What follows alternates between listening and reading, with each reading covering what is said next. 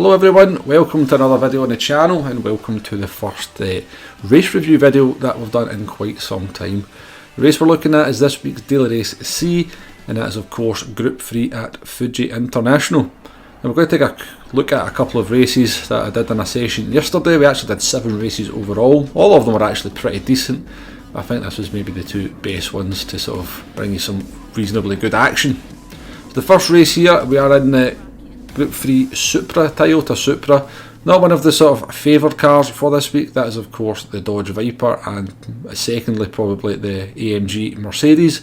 But we tried to pick something a little bit different for this first race and just see if we could make something work with it. So we're starting in 4th place, and we're going to get into the action straight away with some good racing straight in down in towards turn 1 and for the first half of this opening lap. So in some of the action, we're going to have a split screen with maybe the perspective of another car in the top right hand corner. Anything that I thought sort of worthy of seeing another perspective, I've done that, so hopefully you enjoy seeing that. Now this was the first race that we did of the session, and we actually make a mistake into turn 1 and we run wide, and that allows the Mercedes behind us to get alongside down into turn 2. And you're going to see some good racing action here and some respect between drivers as we go side by side through a series of corners, giving each other the room necessary. I don't even think we make contact at any point, if I'm honest with you. So go around 100R, I'm now got the inside for the left-hander here. Mercedes gives me room on the apex, I give the Mercedes room on the exit, but the Mercedes has got the slipstream here and a slightly better momentum out of the corner, and they get the move done towards the chicane. Action's not finished yet, we miss our braking point just slightly, we have to take a void in action. Managed to avoid making contact with the Mercedes and actually managed to get the car stopped, slid round and not actually lose a position. So some good action over the opening lap there, and we now jump forward to lap 5. Now, not a whole lot happened between lap 1 and lap 5, just that I followed line of stern with the 3 cars in front of me. I did feel I was getting held up a little bit, and a mistake there by the Mercedes allows me to take 4th position as we go on to the main straight. Now, I knew I was going to be under pressure into turn 1 here from the Mercedes, so make a very late call to make a pit stop and see if we can try and get the 2-stop strategy to work. Now, it is the worst pit entry in history, but fortunately we don't get a penalty for a barrier collision for that one. Now, we had seen a gap on the mini-map, and we were hoping we could come out into that and get some clean air to try and make these fresh mediums work. So we started on the medium tyres, we did 5 laps, and we're going to do a second stint here on the mediums. And I didn't mention it at the beginning of the video, but there is a mandatory tyre for this one, but we must run the hard tyre, so we're going to have to put the hard tyres on at some point for this race. So coming to the end of lap 6 here, and the 2 cars that I'm sort of directly racing against have all jumped into the pits, so we're going to see if we've done a good enough job on the outlap here on our fresh mediums to get an undercut. So coming to the pit exit here, and we have managed to jump 2 of the cars, or technically 1 of the cars, but unfortunately this Russian driver in the Viper has managed to stay in front of us. And with them being on hard tyres and us being on mediums, this is going to ruin our strategy quite a lot. So we do have a lot more pace than the Viper here, but we're really struggling to get the overtake done just because of the straight line speed of the Viper. Now, the Supra is no slouch down the straight, but it just could do absolutely nothing about that car coming out the last corner down to turn 1. We did have a look at a few other places, but we were never really close enough to get that overtake done. And I'm not really one for lunging. I'm going to make an overtake, I do like to sort of get the job done properly. So come to the end of lap 8 here, start of lap 9. Now this is the closest we've been to the Viper out of the last corner. You can just see here that despite we've got the slipstream, we've got a pretty powerful car underneath us as well in the Toyota Supra. We just cannot get anywhere near close enough into the braking zone of turn 1 to get the move done. But the Russian does make a very small mistake here, so it misses the apex into turn 1. That's going to allow us to close up and move very close into turn 2. So we've got the split screen here of my perspective from the 3rd person camera. There's going to be some good action here between the 2 cars. Coming into 100R, we've still got a bit of a grip advantage, so we're going to try and hang it round the outside hopefully get on the throttle a little bit earlier and try and get the move down into the inside of turn 4, which we do manage to do. Have to leave a little bit of space on the exit because the Viper's still there, and this is going to sort of cost us as the Viper uses its straight line speed and the sort of slightly shorter line that it's got to head towards the chicane. Try to dummy the Viper into a mistake by sort of putting our nose in the inside, and fortunately that works as the Russian misses their braking point, runs wide into the chicane, and eventually we're through. Now I would say the Russian maybe never knew I was on a 2-stop strategy. I don't think it was the best bit of racecraft from the Russian. Personally, if he knew I had another pit stop to make, I would have just let that car through. But we did sort of kind of hurt the tyres quite a lot trying to fight with the Viper to get it past, so we actually decided to pit at the end of lap 10 rather than lap 11. And here you see why the 2-stop is quite difficult to make work. Just those couple of laps held up behind the Russian, who wasn't actually lapping particularly slowly even on the hard tyres.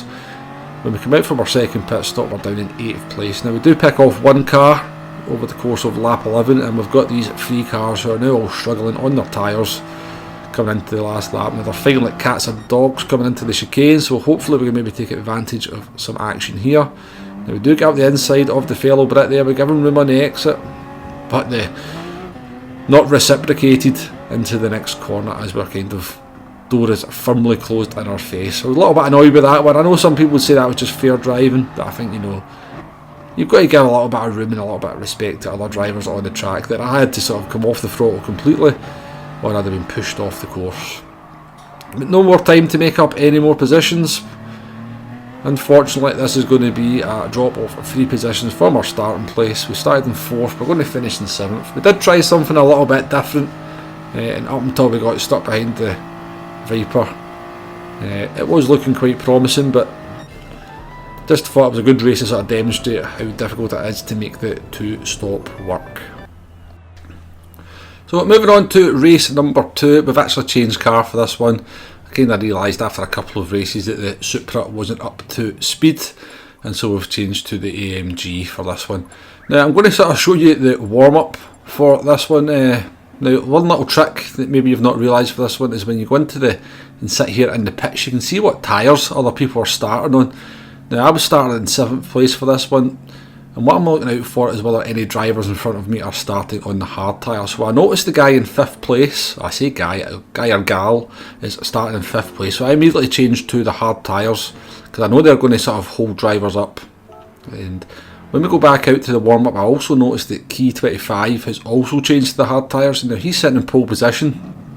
So again, I realised that the best tyre for me to start on was also the hard tyre, because they're going to hold drivers up behind them who are on the mediums, and that's going to allow mean that they don't get the best out of their mediums. And if we're on the hard tyres, it's just a case of holding on over the opening stages of the race and then putting the mediums on for the second stint, and we should be in the box seats to try and make up some positions. So let's get this race underway. As I said, we're in the AMG Mercedes for this one. We're starting in 7th place and we are on the hard tyres. Now we are just going to do the 1-stop strategy in this one. I did try the 2-stop strategy a couple of times over the course of the session and didn't really get any success out of it, so it was really coming down to a 1-stop for this race. Now another little tip just to sort of show you, coming into turn 1, this is just something I always do. So always cover the inside, going into turn 1. I also brake just a little bit early, and then it allows me to roll off the brakes as we get closer to the corner, get nice and close to the car in front, and that generally works for me in being able to defend my position from dive bombers and at the beginning of the race. So just something I wanted to pass on. As I said, it's nothing particularly special, but I do tend to find it works pretty well for me. So we are underway in this race. We're on the hard tyres and we're under pressure from the car behind, coming down into the chicane, who's clearly started on mediums, and they go round the outside to sort of make a little bit of contact with me. Seemed fairly accidental, make a contact with the car in front, and they actually pick up a 1-second penalty. Now I think the reason for that is that they actually cut the chicane rather than for any of the contact with the cars.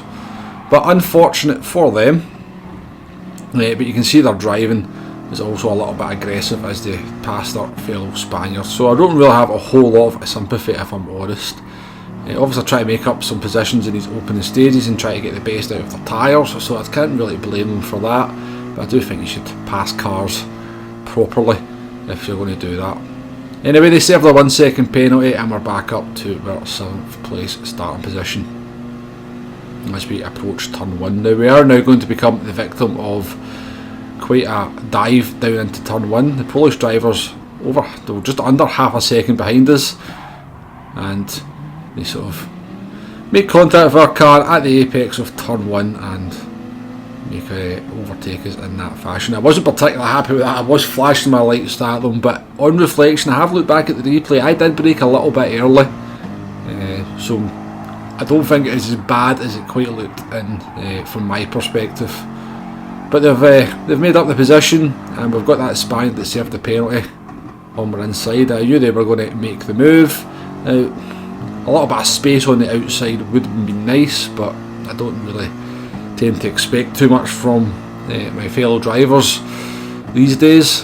Unfortunately, you kind of tar everyone with the same brush. You kind of expect bad driving from everyone, which is not always the case. You do get some good driving from, in fact I see quite a lot of good driving all the time, but we sort of we're gibbering on a little bit now. Anyway, we come to the end of lap 3 and we've just about been able to hold on here with the hard tyres. You can see there's a lot of squabbling going on ahead of us, so my kind of prediction at the beginning during the warm-up that the sort of hard tyre runners were going to cause a little bit of havoc has kind of came true. And as we come into the last turn here, there's a bit of a major incident. I'm not entirely sure what happens. Polish driver again involved in it, but it allows us to make up a couple of positions. And we've now got in the slipstream of the Polish driver, who's in the slipstream of the Spanish driver who overtook us on turn 1. Now they're going to have a little bit of fisticuffs down into this first corner here as we start lap 4. A little bit of aggressive driving, bit of door bumping into the braking zone. Somehow nobody gets absolutely murdered, but it does allow us to get on the throttle nice and early and get a bit more momentum down towards turn 2 compared to the Polish driver. I actually think he lets off the throttle and lets us by there. But we're now up to lap 6 and we'll fast forward here to the end of the lap. Now we've kind of weathered the storm here over the opening 4 laps. So this is the point where hard tyres are not at that much of a disadvantage compared to the mediums, and through all that we're actually only 3.1 seconds off the lead.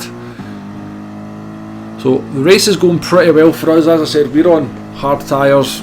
I think a lot of the cars around us are on mediums. They've not been able to make the most of the pace due to the hard tyre runners starting in front of them. And we've made up another position here up into lap 5 as the German serves a penalty. Now at this point I'm not really interested in fighting with this Spanish driver. He's made his intentions clear that he's not going to make it very easy for us. He's going to defend everything. Now he's starting to make mistakes in front of us, which is also a little bit annoying. So we're kind of losing contact with the top 3. But as we sort of transport forward here to the end of lap 6, we're going to come in for our single stop and we're going to take on a set of medium tyres. Now you can see there that some of the drivers around us were on the medium tyre. So as we come out here on the fresh mediums, we should be in a good position here. So again, a couple of Spanish drivers have been coming together into turn 1. That's to our advantage by that Spanish driver who was quite clearly going to make it difficult for us to pass, and we're up into P5. And to be honest with you, the second half of the race was very, very quiet. All the action in the first half of this one. But we've managed to sort of progress from, I think we started this one in I can't remember, we started P7 and we're now up into P4. When we were sort of running there in position 5, the Polish driver that we'd had a bit of a run-in with a couple of times at the beginning of the races, they've now made their pit stop, so that promotes us to P4. And we're going to pick up another position here as the Spanish driver has a very odd error into or coming out of turn 1. When I watch back the replay, and you can see it from the Spanish driver's perspective in the top right hand corner, we're actually letting key 25 through, and they were actually trying to go slow, and they've kind of just got a tyre on the curb in the grass and it's spun them round. It's to our benefit though, it does promote us up into the final podium position, and we're around about 4 seconds behind the leader. It's been a fairly solid race, a good stint on the medium tyres here as well. 3 laps in the 38, this is fairly solid pace for a driver of my rating, and that's really all the action there is for this one. Key 25 is going to bring home the win. He actually passed the Italian into the chicane on the final lap. There seemed to be a little bit of controversy about it, going by the post-race chat, but I'm watching back the replay. Didn't seem to be too much wrong with the move in my opinion. Down the final straight we come, across the finish line, and it's a 3rd place finish, which is not a bad result considering we started in 7th. So a couple of races there for you to take a look over. Hopefully been fairly entertaining, some interesting driving going on, I think would be fair to say for this one. So let me know in the comments if you'd like to see some more race reviews. As I said in a video last week, I'm going to try and get a little bit more racing done. I do feel if I'm going to put out strategy guide videos, kind of, and tips videos advising other drivers, it's probably a good idea to show that I can race fairly well as well. So that's just a small reason for me putting some race review videos out. But it is something I want to do a bit more of in the game, is just get a little bit more racing under my belt, because I came back to the race last week, the sort of Group 1 race at the Sardinia, and boy was I rusty over the first 4 or 5 races. So driving around on my own a lot when I'm doing the strategy guides is obviously having a little bit of an impact on my racing. Thankfully I did feel that the racecraft, and not so much the pace was always pretty decent, but certainly my racecraft was a lot better over the course of this session at Fuji. It was actually a really enjoyable session. I know there's been some issues with penalties, but thankfully, well, not thankfully, but I didn't seem to fall victim to any strange penalties, certainly for the vast majority.